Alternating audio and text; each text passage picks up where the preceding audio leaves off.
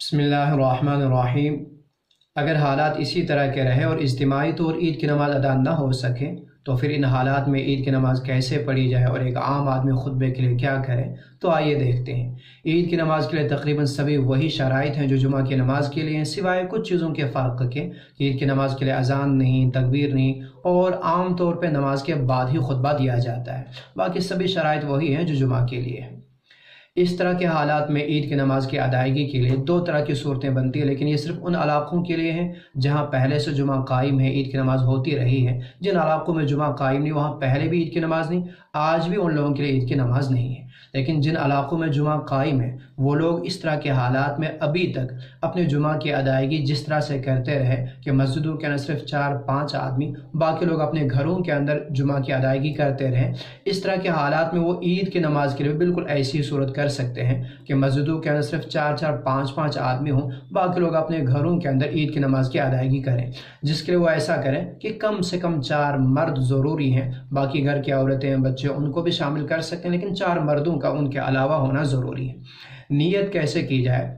बहुत से लोगों को देखते हैं कि वो नियत जिस चीज़ की भी कर रहे हों वो अरबी अल्फाज को रटना और फिर ज़बान से अदायगी ज़रूरी समझते हैं, फिर उनकी तवज्जो अल्फाज की अदायगी पे ही रहती हैं। ये मुनासिब नहीं है। बेहतर है कि आप अपनी ज़बान में, अपने अल्फाज में उस मफ़हूम को अदा करने की कोशिश करें जो चीज़ आप करने जा रहे हैं, बस सही मफ़हूम की अदायगी ये ज़रूरी है। अल्फाज कैसे आप करते हैं अदा, इससे ज़्यादा फ़र्क नहीं पड़ना है।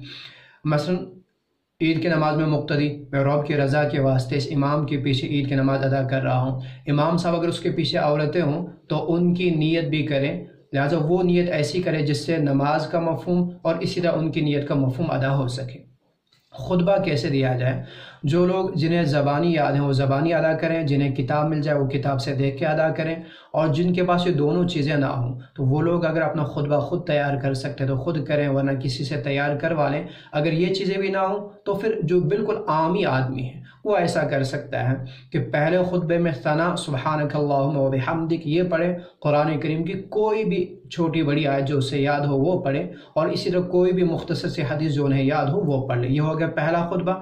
दूसरे खुतबे में दुरूद इब्राहिम, कुरान करीम की कोई भी एक आयत पढ़ लें, और इस तरह जो भी दुआएं उन्हें याद हों उनमें से 2-4 दुआएं वो पढ़ लें, 1-2 दुआ भी पढ़ लें, तो ये इस तरह से उनके दोनों खुतबे पूरे हो जाएंगे।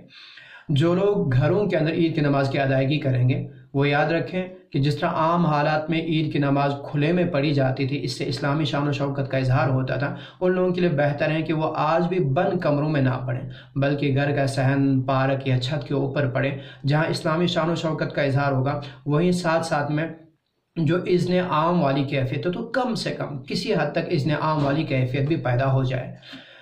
ये थी पहली सूरत। दूसरी सूरत है कि वो ईद की नमाज़ पढ़ी ही ना जाए बल्कि चाश्त की नमाज़ अदा कर ली जाए, जैसा कि सहाबी रसूल हज़रत इब्न अब्बास रज़ियल्लाहु ताला अन्हु उनसे भी कुछ ऐसा ही मरवी है, और फ़क़ीहुल असर हज़रत मौलाना खालिद सैफुल्लाह रहमानी साहब मद्दज़िल्लुहुल आली उनके राय गिरामी भी कुछ ऐसी ही बनती हैं।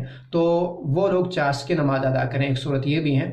तो इससे चाश्त की नमाज का सवाब तो मिल जाएगा, साथ साथ में रब गफ़ूर रहीम है, वो करीम है, उनके ख़जाने में कोई कमी नहीं है। वो जानते हैं कि इस तरह के हालात में ईद की नमाज़ की अदायगी नहीं हो पाई तो चाश्त की नमाज से ही ईद की नमाज के सवाब की उम्मीद रखी जा सकती है। तो ये 2 सूरतें